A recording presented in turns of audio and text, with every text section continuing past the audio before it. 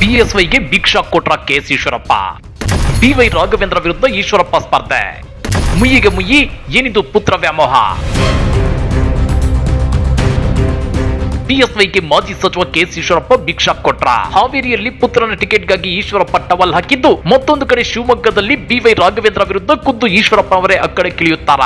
ಏನಿದು ಮುಯ್ಯಿಗೆ ಮುಯ್ಯಿ, ಪುತ್ರ ವ್ಯಾಮೋಹ ಅಂದ್ರ ಅದನ್ನ ಡೀಟೇಲ್ ಆಗಿ ತೋರಿಸ್ತೀವಿ. ಆದ್ರೆ ಅದಕ್ಕಿಂತ ಮೊದಲು ನಮ್ಮ ಚಾನಲ್ ಅನ್ನು ಸಬ್ಸ್ಕ್ರೈಬ್ ಮಾಡ್ಕೊಳ್ಳಿ, ಹಾಗೇನೆ ಪಕ್ಕದಲ್ಲಿರೋ ಬೆಲ್ ಬಟನ್ ಅನ್ನು ಪ್ರೆಸ್ ಮಾಡಿ.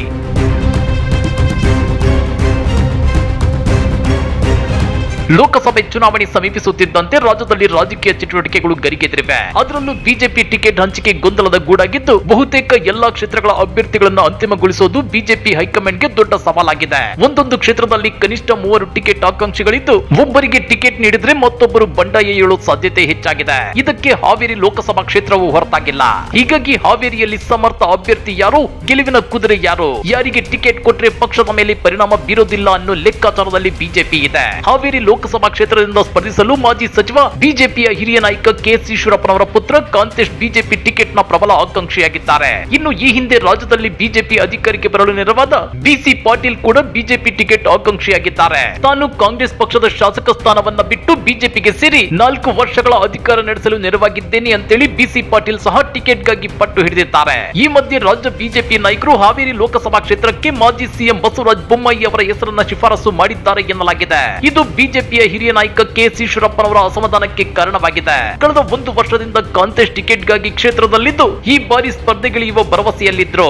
ಆದ್ರೀಗ ರಾಜ್ಯ ಬಿಜೆಪಿ ಮುಖಂಡರಿಂದ ಬಸವರಾಜ ಬೊಮ್ಮಾಯಿ ಅವರನ್ನ ಕ್ಷೇತ್ರದ ಅಭ್ಯರ್ಥಿ ಮಾಡುವ ಹುನ್ನಾರ ಕೆಎಸ್ ಈಶ್ವರಪ್ಪನವರ ಪಿತ್ತ ನೆತ್ತಿಗೇರುವಂತೆ ಮಾಡಿದೆ. ನಿಮ್ಗೆ ಗೊತ್ತಿರಲಿ, 2023ರ ವಿಧಾನಸಭಾ ಚುನಾವಣೆಯಲ್ಲಿ ಸ್ಪರ್ಧಿಸದಂತೆ ರಾಜಕೀಯ ನಿವೃತ್ತಿ ಪಡೆದುಕೊಳ್ಳುವಂತೆ ಮಾಡಿದ್ರು.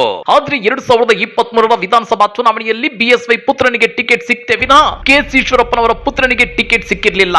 ಈ ಸಲದ ಲೋಕಸಭಾ ಚುನಾವಣೆಯಲ್ಲಿ ಹಾವೇರಿ ಟಿಕೆಟ್ ಕೊಡಿಸೋದಾಗಿ ಖುದ್ದು ಬಿಎಸ್ ಯಡಿಯೂರಪ್ಪನವರೇ ಈಶ್ವರಪ್ಪನವರಿಗೆ ಭರವಸೆ ಕೊಟ್ಟಿದ್ರಂತೆ. ಆದ್ರೆ ಸದ್ಯದ ಟ್ರೆಂಡಿಂಗ್ ನೋಡ್ತಾ ಇದ್ರೆ ಹಾವೇರಿ ಲೋಕಸಭಾ ಬಿಜೆಪಿ ಟಿಕೆಟ್ ಈಶ್ವರಪ್ಪನವರ ಪುತ್ರ ಕಾಂತೇಶ್ಗೆ ಸಿಗೋದು ಅನುಮಾನ ಎನ್ನಲಾಗುತ್ತಿದೆ. ಇದರಿಂದ ರೊಚ್ಚಿಗೆದ್ದಿರೋ ಮಾಜಿ ಸಚಿವ ಕೆಎಸ್ ಈಶ್ವರಪ್ಪ ಹೊಸ ಬಾಂಬ್ ಒಂದನ್ನು ಸ್ಫೋಟಿಸಿದ್ದಾರೆ. ಅದುವೇ, ತಮ್ಮ ಪುತ್ರನಿಗೆ ಹಾವೇರಿ ಟಿಕೆಟ್ ಸಿಕ್ಕಿಲ್ಲ ಅಂದ್ರೆ ಶಿವಮೊಗ್ಗದಲ್ಲಿ ಖುದ್ದು ಕೆಎಸ್ ಈಶ್ವರಪ್ಪನವರೇ ಬಂಡಾಯ ಅಭ್ಯರ್ಥಿಯಾಗಿ ಬಿವೈ ರಾಘವೇಂದ್ರ ವಿರುದ್ಧ ಅಕ್ಕಡೆ ಕಿಳಿಯಲು ಪ್ಲಾನ್ ಮಾಡಿದ್ದಾರೆ. ನನ್ನ ಬೆಂಬಲಿಗರು ನಿಜಕ್ಕೂ ತುಂಬ ಒತ್ತಾಯ ಮಾಡ್ತಾ ಇದ್ದಾರೆ. ನೀವು ಇಂಡಿಪೆಂಡೆಂಟ್ ನಿಂತ್ಕೋಬೇಕು ಇದ್ರ ಹೇಳ್ತಾ ಇದ್ದಾರೆ. ಇದ್ರಾಗೇನು ಅನುಮಾನ ಇಲ್ಲ. ಬಹಳ ಒತ್ತಾಯ ಮಾಡಿ ನಾಳೆ ನಾಡಿದ್ದು ಶುಕ್ರವಾರ ಒಂದು ಸಭೆನೂ ಸೇರಿಸ್ತಾ ಇದ್ದಾರೆ ಬಣಜಾರ್ ಕಲ್ಯಾಣ ಮಂದಿರದಲ್ಲಿ ಸಂಜೆ 5 ಗಂಟೆಗೆ. ನಾನು ಹೋಗ್ತಾ ಇದ್ದೀನಿ ಅದಕ್ಕೆ.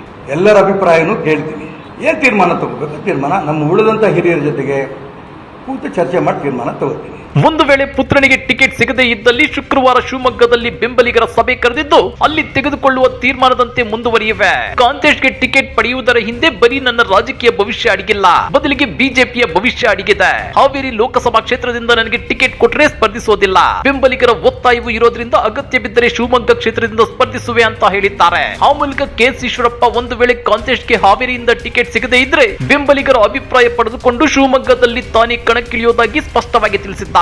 ಇದರರ್ಥ ಇಷ್ಟೇ, ಬಿಜೆಪಿ ತಮ್ಮ ಪುತ್ರನಿಗೆ ಟಿಕೆಟ್ ನೀಡದೇ ಇದ್ರೆ ಕೆಎಸ್ ಈಶ್ವರಪ್ಪ ಶಿವಮೊಗ್ಗದಲ್ಲಿ ಬಿಜೆಪಿ ಅಭ್ಯರ್ಥಿಯ ವಿರುದ್ಧ ಅಂದ್ರೆ ಬಿವೈ ರಾಘವೇಂದ್ರ ವಿರುದ್ಧ ಸ್ಪರ್ಧೆಗಿಳಿಯೋದಾಗಿ ಪರೋಕ್ಷವಾಗಿ ಎಚ್ಚರಿಕೆ ರವಾನಿಸಿದ್ದಾರೆ ಎನ್ನಲಾಗಿದೆ. ಹಾಗಾದ್ರೆ ಕೆಎಸ್ ಈಶ್ವರಪ್ಪನವರು ತಮ್ಮ ಪುತ್ರ ಕಾಂತೇಶ್ಗೆ ಈ ಸಲದ ಹಾವೇರಿ ಟಿಕೆಟ್ ಸಿಗದಿದ್ರೆ ಶಿವಮೊಗ್ಗದಲ್ಲಿ ಬಿಎಸ್ವೈ ಪುತ್ರ ಬಿವೈ ರಾಘವೇಂದ್ರ ವಿರುದ್ಧ ಸ್ಪರ್ಧಿಸ್ತಾರಾ?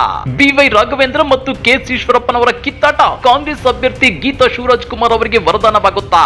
ಈ ಎಲ್ಲಾ ಬೆಳವಣಿಗೆಗಳನ್ನ ನೋಡಿದ್ರೆ ಬಿಎಸ್ವೈ ಈ ಸಲದ ಹಾವೇರಿ ಲೋಕಸಭಾ ಕ್ಷೇತ್ರದ ಟಿಕೆಟ್ ಅನ್ನ ಕಾಂತೇಶ್ಗೆ ಕೊಡಿಸಲೇಬೇಕಾಗುತ್ತಾ? ಹಾಗಾದ್ರೆ ಬಿಎಸ್ವೈಗೆ ಕೆಎಸ್ ಈಶ್ವರಪ್ಪ ಕೊಟ್ಟ ಈ ಬಿಗ್ ಶಾಕ್ ಬಗ್ಗೆ ನೀವೇನಂತೀರಾ? ಕಮೆಂಟ್ ಮಾಡಿ, ವಿಡಿಯೋ ಲೈಕ್ ಮಾಡಿ, ಶೇರ್ ಮಾಡಿ. ಇಂಥ ಮತ್ತಷ್ಟು ರೋಚಕ ರಾಜಕೀಯ ಸುದ್ದಿಗಳನ್ನ ಮಿಸ್ ಮಾಡದೆ ನೋಡ್ಬೇಕು ಅಂದ್ರೆ ನಮ್ಮ ಯೂಟ್ಯೂಬ್ ಚಾನಲ್ ಅನ್ನ ಸಬ್ಸ್ಕ್ರೈಬ್ ಮಾಡ್ಕೊಳ್ಳಿ.